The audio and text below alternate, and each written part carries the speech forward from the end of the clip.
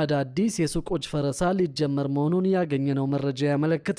በዚህ ዓመት የሚጀመር አዲስ የኮሪደር ልማት እንደማይኖር ቢገለጽም በርካታ ሱቆችን ለማፍረስ መንግስት ልቀቁ የሚል ማስጠንቀቂያ መስጠቱን ነው ለማወቅ የተቻለው። በአዲስ አበባ ከተማ መርካቶ ጣና የገበያ ማዕከል ፊት ለፊት የሚገኙ ከ200 በላይ ነጋዴዎች የፌዴራል ቤቶች ኮርፖሬሽን በ20 ቀናት ውስጥ የንግድ ቤቶቻቸውን ለቀው እንዲወጡ ጥብቅ ማስጠንቀቂያ እንደሰጣቸው ተናግረዋል።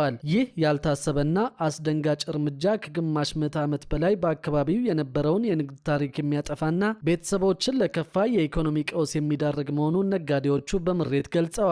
የፌዴራል ቤቶች ኮርፖሬሽን ቅርንጫፍ አንድ ጽሕፈት ቤት ለተከራዮች ያሰራጨው ይፋዊ የማስጠንቀቂያ ደብዳቤ እንደሚያስረዳው ነጋዴዎቹ የንግድ ቤቶቻቸውን እንዲያስረክቡ የተጠየቁት የአዲስ አበባ ከተማ አስተዳደር ለሚያካሂደው የኮሪደር ልማት ስራ ቦታው ተመርጦ እንዲለቀቅ በመጠየቁ ነው። በቀድሞ ወረዳ 5 ቀበሌ 19 የሚገኘውን ይህንን የንግድ ቤት የተከራዩ ግለሰቦችም ይህ ደብዳቤ ከደረሳቸው ቀን ጀምሮ ባሉት 20 ቀናት ውስጥ ንብረታቸውን አንስተው የውሃና የመብራት ክፍያዎችን አጠናቀው የቤቱን ቁልፍ እንዲያስረክቡ የኮርፖሬሽኑ ደብዳቤ ጥብቅ ትዕዛዝ አስተላልፈዋል።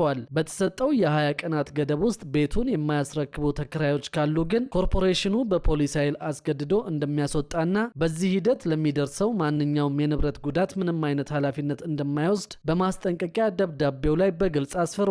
ለ50 ዓመታት በመርካቶ ማዕከል የንግድ ምሰሶ ሆነው የቆዩት እነዚህ ነጋዴዎች የተሰጠው የጊዜ ገደብ እጅግ አጭር መሆኑን በመግለጽ ጉዳዩ የሚዲያና የሕዝብ ትኩረት እንዲያገኝ ጥሪ አቅርበዋል። ድንገተኛ የሆነው ይህ ውሳኔ በንግድ ስራቸውና በቤተሰቦቻቸው ሕይወት ላይ ከባድ የኢኮኖሚ ስብራት እንደሚያስከትል ነጋዴዎቹ በከፍተኛ ስጋት እያስጠነቀቁ ይገኛሉ። የከተማዋን ገጽታ ለመቀየር በሚል በከፍተኛ ፍጥነት እየተተገበረ ያለው የኮሪደር ልማት ፕሮጀክት የዜጎችን የረዥም ጊዜ የንግድ ትስስርና የኑሮ መሰረት ከግምት ውስጥ ያላስገባ አካሄድን በመከተሉ መንግስትን ለከባድ ትችት እያጋለጠው ይገኛል። በሺዎች የሚቆጠሩ ዜጎች የዕለት ጉርስ በሚያገኙበትና ሰፊ የስራ ዕድል በተፈጠረበት መርካቶ ያለምንም በቂ የዝግጅት ጊዜና የተተኪ ቦታ ማቋቋሚያ እቅድ ሳይወጣ ዜጎችን በ20 ቀናት ውስጥ ንብረታችሁን አንስታችሁ ውጡ ማለት የአስተዳደሩን የፖሊሲ ክፍተትና የዜጎችን ሰብአዊና ኢኮኖሚያዊ ደህንነት ችላ ማለትን በግልጽ የሚያሳይ መሆኑ ተነግሯል።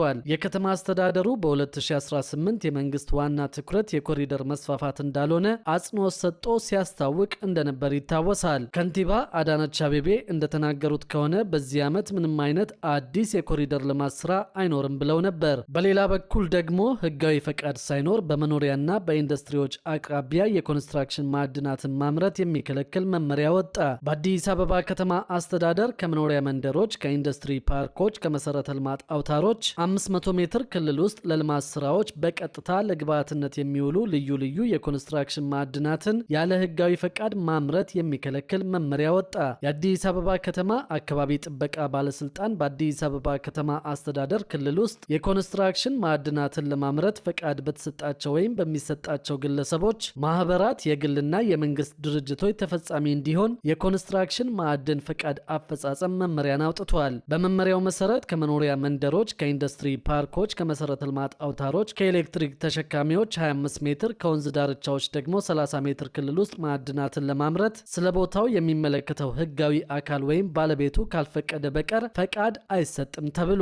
በተጨማሪም ለመቃብርና ለሃይማኖታዊ ጉዳዮች በተከለሉ ቦታዎች፣ የቅድመ ታሪክ ቅሪቶች ባሉባቸው ወይም ብሔራዊ መታሰቢያዎች በቆሙባቸው፣ ለመሰረተ ልማት አውታሮች በተከለሉ፣ ለተፈጥሮ አካባቢ ጥበቃ ወይም በብሔራዊ ፓርክ በተከለሉ ስፍራዎች የኮንስትራክሽን ማዕድናትን አምርቶ መጠቀም በፍጹም እንደማይቻል በመመሪያው ላይ ሰፍሯል። ማንኛውም ሰው የኮንስትራክሽን ማዕድን ለማምረት ከባለስልጣኑ ፈቃድ ማግኘት እንዳለበት፣ ለመንግስት ልማትና ለህዝብ አገልግሎት ወይም ለንግድ ላልሆነ ዓላማ ባለስልጣኑን በማስፈቀድ የኮንስትራክሽን ማዕድን አምርቶ እንዲጠቀም በመመሪያው ተፈቅዷል። ህጋዊ የመሬት ባለይዞታ የሆነ ሰው ለንግድ ላልሆነ ዓላማ ወይም ለግንባታ ብቻ በግል ይዞታ ውስጥ ክፍያና ፈቃድ ሳያስፈልገው አምርቶ መጠቀም እንዲችል በመመሪያው ተካተዋል። መንግስታዊ ፕሮጀክቶች ያላቸውና የመንግስትና የልማት ድርጅቶች የማምረት ፈቃድ ከባለስልጣኑ ማግኘት፣ በየወሩ ያመረቱትን ምርት ሪፖርት ወር በገባ የመጀመሪያው ሳምንት ሰኞ ማቅረብ እንዳለባቸው በአዲሱ መመሪያ ላይ ተደንግጓል። መንግስታዊ ድርጅትን ስራውን እያከናወነ ማህበራዊ ልማቶችንና ጎን ለጎን የመልሶ ማልማት ግዴታ ማከናወን እንዳለበት ተጠቅሷል። ጥቁር ድንጋይ፣ ገረጋንቲ፣ ቀይ አሸዋ፣ ቀይ አፈር፣ ነጭ የግንብ ድንጋይ ወይም ጥርብ ድንጋይ፣ የወንዝ አሸዋ ወይም ጠጠርና ሌሎች ተመሳሳይ የኮንስትራክሽን ማዕድናት ፈቃድ የሚሰጥባቸው የምርት አይነቶች ናቸው ተብሏል። ለጥቁር ድንጋይ ስራ ፈቃድ ለማውጣት ከፍተኛው 5 ዓመት ሆኖ በየዓመቱ የሚታደስ እንደሚሆንና የገረጋንቲ የአሸዋ የነጭ ድንጋይ ኮንስትራክሽን ማዕድናት ማምረት ስራ ፈቃድ ከ2 ዓመት ያልበለጠ ሆኖ በየዓመቱ እንደሚታደስ በመመሪያው ላይ ሰፍሯል። ለምርት ማንሻ ፈቃድ ከ3 ወራት ላልበለጠ ጊዜና ከስራው ጋር ተዛማጅነት ላላቸው መሳሪያና ማሽን ለመትከያ ፈቃድ ዘመን ከማዕድን ማምረቻ ፈቃድ የውል ዘመን ጋር ተመሳሳይ ሆኖ የፈቃድ ዘመኑ ሲያበቃ ማንኛውንም ንብረት ነቅሎ መሬቱን ነፃ ማድረግ እንዳለበት በመመሪያው ተደንግጓል። የአዲስ አበባ ከተማ አስተዳደር የአካባቢ ጥበቃ ባለስልጣን ያወጣው መመሪያው ውስን የሆነውን የተፈጥሮ ሀብት በአግባቡ በመጠቀም የከተማዋ የኮንስትራክሽን ማዕድናት ፍላጎት እንዲሟላ ዓላማ እንዳለው ተመላክቷል።